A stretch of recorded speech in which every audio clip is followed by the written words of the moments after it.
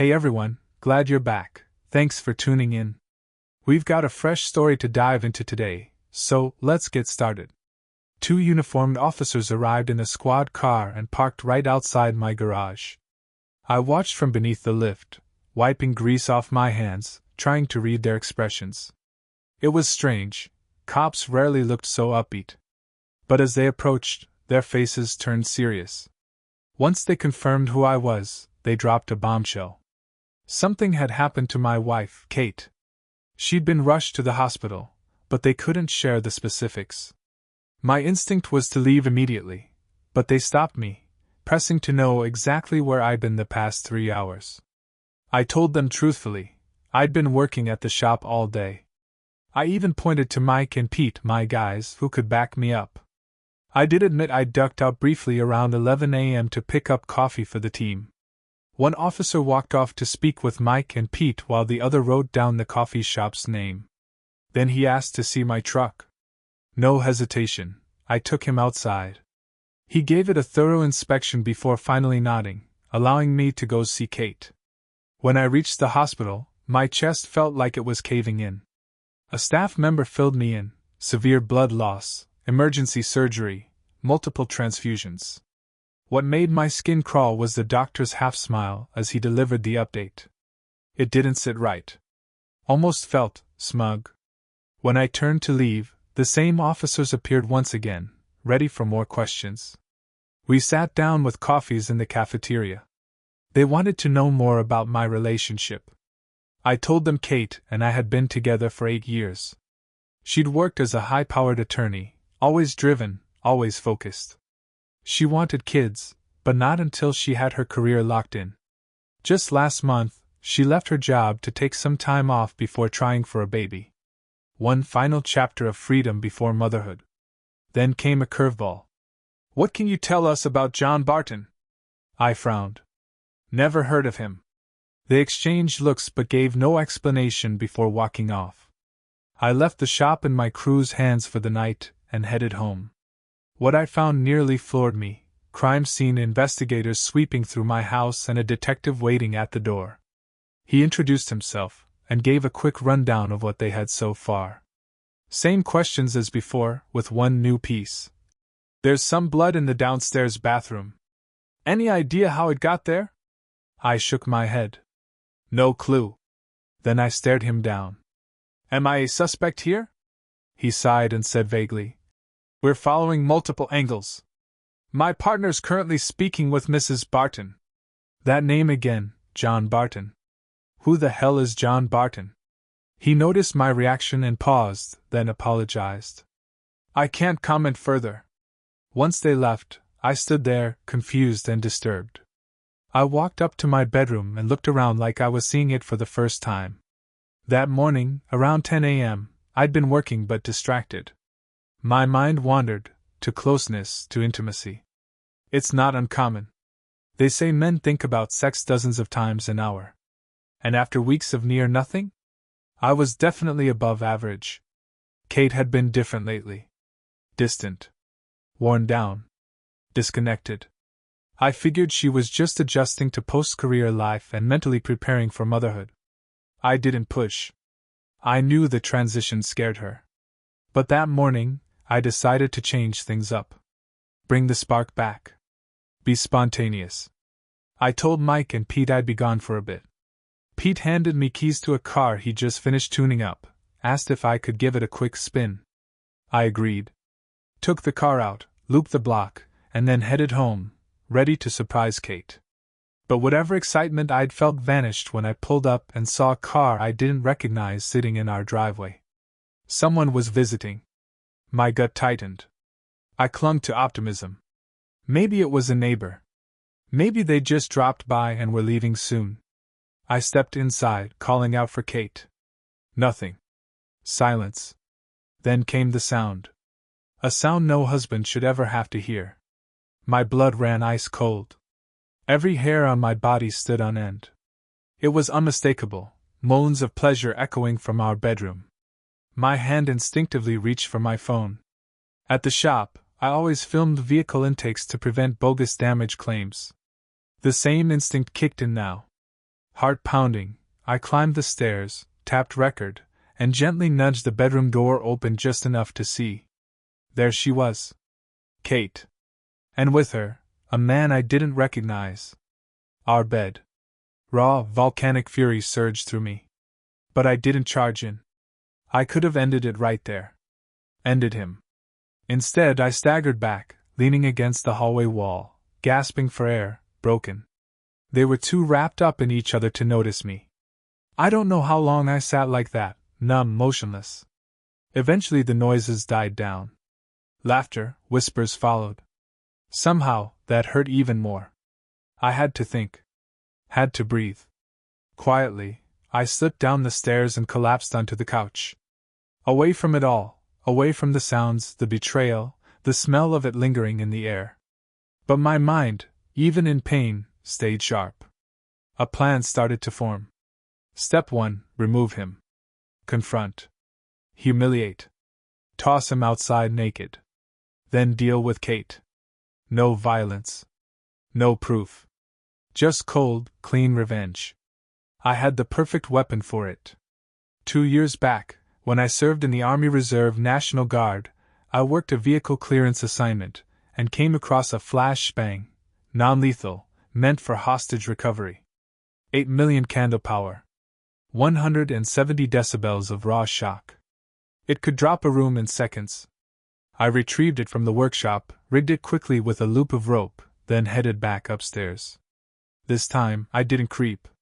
The moaning resumed, growing louder behind the bedroom door. My grip tightened around the device. I entered calm. Attached the rope to the light fixture, let the grenade dangle chest height. Pulled the pin. Slipped it into my pocket. Stepped back. I pressed my palms over my ears, squeezed my eyes shut. Even through closed lids, the flash hit like lightning. The concussion rocked the walls. Exactly as intended.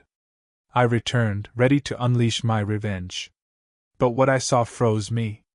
The man, sprawled flat, completely still. Below the waist, something was off. Something missing. Kate was on the floor, expression hollow, lips parting as if trying to inhale. My brain couldn't process what I was seeing. This wasn't supposed to happen. I staggered into the hall, trying to understand what had gone wrong. Then it hit, screams. 2 of them. Sharp, raw. Doors slamming. Thud and chaos. This had gone too far. My entire plan, a disaster. I peeked back in. He was writhing now, rolling off the bed, gripping his groin, howling. Kate had vanished, probably in the bathroom. I needed to clean up. Erase everything. I rushed back in, scanning the wreckage for anything that could incriminate me. I found the flashbang's core, quickly reattached it to the rope where it had hung. Everything else? Obliterated. No evidence. Breathing shallow, I stepped toward the bathroom. She was hunched over the toilet, retching violently. I watched her, numb. No pity. No anger. Just empty. Turning to leave, something near the floor caught my eye. I bent down. Picked it up. Warm. Fleshy. A severed chunk of tongue. I walked it downstairs without hesitation, flushed it. Gone. No saving that. I crept out into the darkness. Our nearest neighbors were far enough away. No one had seen a thing. Halfway to the shop, I dumped everything in my pockets into a roadside bin. 10 minutes later, I was back at my work garage, lungs burning, thoughts spiraling. I immediately called Pete and Mike, my grease-covered, loyal employees and closest confidants. They showed up fast, worried by the urgency in my voice. Before they could ask questions, I looked them in the eye and told them I needed them to cover for me, say I'd been at the garage the last 45 minutes. They didn't hesitate. Of course, boss. But I raised my hand. Hold on. Before you jump to that, let me explain. What I did, it's serious. Once you know, you might want to back out. I'm not even sure what kind of charges I'm facing. Jail's not off the table. I slipped into an old set of overalls, smearing oil on my hands and face like I'd never left. I was getting ready for what I assumed would be an inevitable police visit. Then I told them everything. Mike broke first, held in a laugh for all of 15 seconds before he cracked up. That was all it took. Pete followed, and within a minute, all three of us were laughing like lunatics. 5 full minutes passed before we could breathe again. They clapped me on the back, swore they had me, and went back to work. Over the next hour, bursts of laughter echoed through the cluttered garage like aftershocks. Kate was finally facing a taste of what she'd earned. That evening, I went home and started cleaning the master bedroom. Scrubbed the bathroom floor until it gleamed. The bedding? Gone. I mentally added, new rug, to my shopping list. The curtains? Torn and tossed. I busied myself with chores just to stay distracted, but the phone never stopped ringing. The door never stopped knocking. The media blitz had hit full force. Cheating. Injury. A man's dignity lost. It had all the makings of tabloid gold. I answered the door once, then silenced my phone and left it off. Finally, with the noise shut out, I sat down to process it all. Did I regret it? Strangely, no. I'd always hated cheaters. Watched good people fall apart when trust was shattered. But the part that really gutted me was Kate. I truly believed she'd been as devoted to me as I was to her. Our sex life had been strong until recently.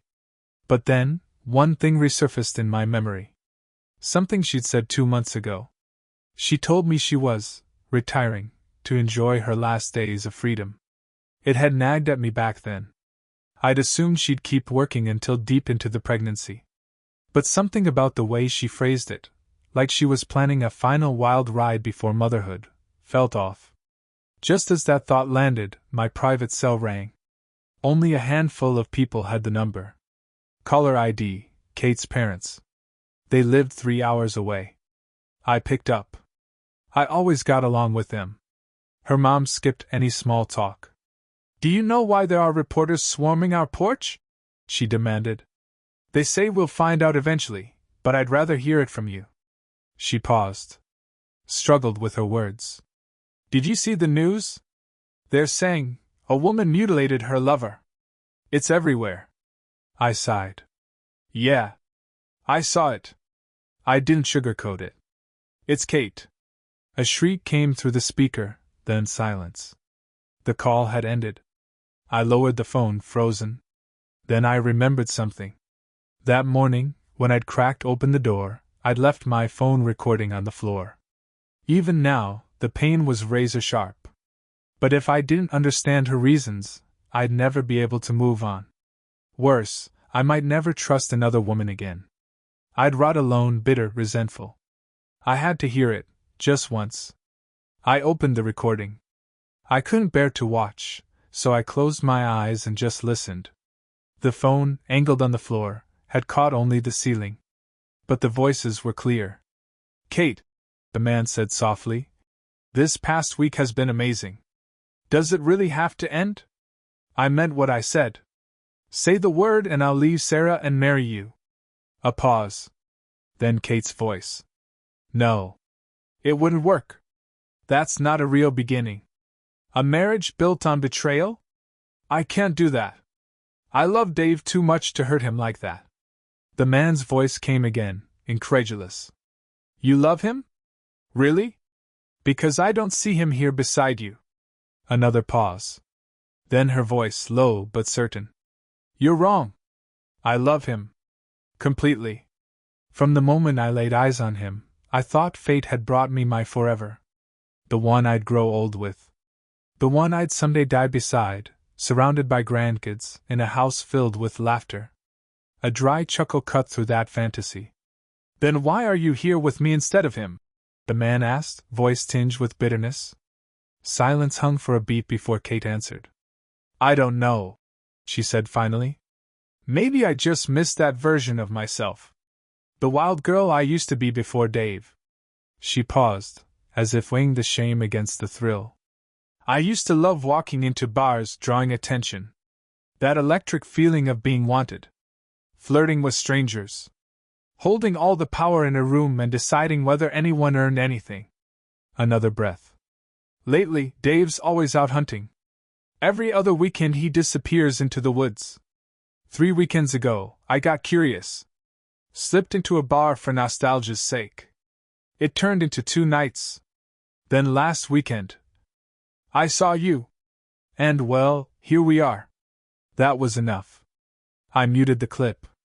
I couldn't bear to hear another word. She hadn't cheated because I'd failed her. She cheated because she wanted to be someone else again. Someone she missed more than she valued us. I'd done nothing wrong. She just drifted into the past and never looked back. The following days were a haze of media chaos and private emptiness. 2 days after it all broke, the reporters finally packed up and left my neighborhood. The quiet returned, almost too quiet. That's when I got a call from the hospital's admin. Apparently, Kate needed some clothes, pajamas, specifically. I let it ring. She could sit in scratchy gowns and institutional lighting. Then her father called. He sounded tired, like all the wind had left him. He apologized for what Kate had done. Said he didn't understand it, that none of them did. Then, as if trying to salvage something, he threw out a strange suggestion, mentioned Kate's sister, newly divorced, said she always thought I was the good one. I didn't respond. Just thanked him and hung up. Meanwhile, the man, the one she risked it all for, was making headlines again.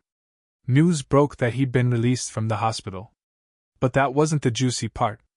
Journalists had dug deeper, and what they found was gold. Turns out, he had quite a reputation. A serial cheater, stringing along multiple women, even while married. The final kicker? Though doctors had managed to surgically reattach what had been damaged, the general medical consensus was grim. It wasn't going to function properly again. There was something darkly poetic in that. By week's end, I had a surprise visitor. Mrs. Barton, Sarah, showed up at my door. She insisted I call her by her first name. She was beautiful, in a melancholic sort of way. Tired eyes. Quiet voice. She said she'd heard I might possess something useful, something that could help her win her divorce. I didn't confirm anything.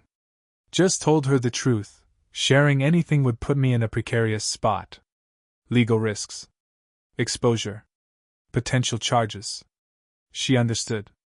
Apologized for even asking. I told her not to worry. The court already had more than enough circumstantial evidence. And if things took a turn, she was welcome to come back. Maybe then, I'd reconsider. There was something about her that struck a chord. A kind of dignity in how broken she was. So I opened my laptop. Found the video. Played only a few seconds, just the aftermath. The screams. The confusion. The agony. She flinched at the sound, hand instinctively over her mouth. But after a moment, she composed herself. Straightened her shoulders. By the time she left, her sadness had shifted into something colder. Resolved. Settled.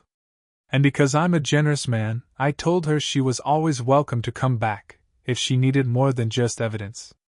That wouldn't be the last time I saw Sarah Barton.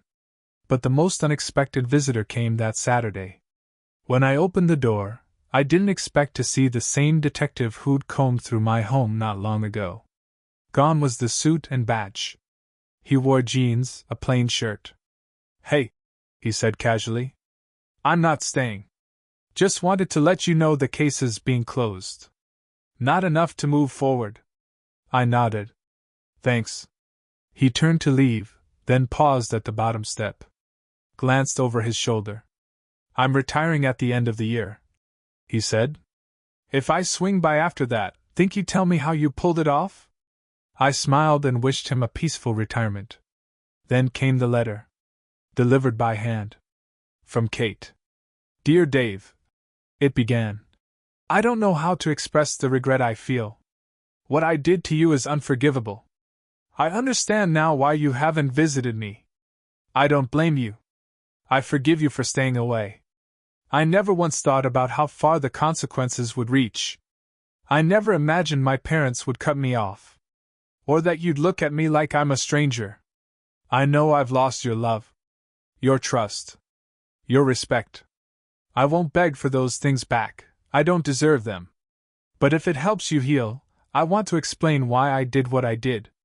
Please understand, it was all my fault. The doctors told me I might never speak normally again. They say when I bit down, I swallowed part of my own tongue. They're thinking of trying some kind of experimental tissue stretching procedure to restore partial speech. I hope it works. Honestly, I just need something to distract me from the bleak, affectionless, childless life ahead of me. Take everything in the divorce, she wrote. The house, the car, whatever. I'll sign whatever you need. Just, if there's any way, could you keep me on your health insurance a little longer? I'd be eternally grateful. Goodbye, my love. I wish you peace. I hope I haven't destroyed your future the way I destroyed mine. Always. Kate. Your unfaithful wife. I folded the letter, let it sit on the table for a minute. It was almost touching. So touching, in fact, that I broke my earlier promise and shipped her a pair of decent pajamas. Overnight delivery. Now, where did I save Mike and Pete's numbers? Because honestly, I owe those guys a drink. Or 10. Maybe a full keg. Anyway, that's the story. You've heard it all now. Drop your thoughts in the comments. And hey, don't forget to hit like, share with someone who needs a wild cautionary tale, and subscribe for more. See you next time. If that story shook something in you, don't forget to like, comment your thoughts, and make sure you're subscribed. More stories like this are coming your way. Until next time, stay sharp, stay honest.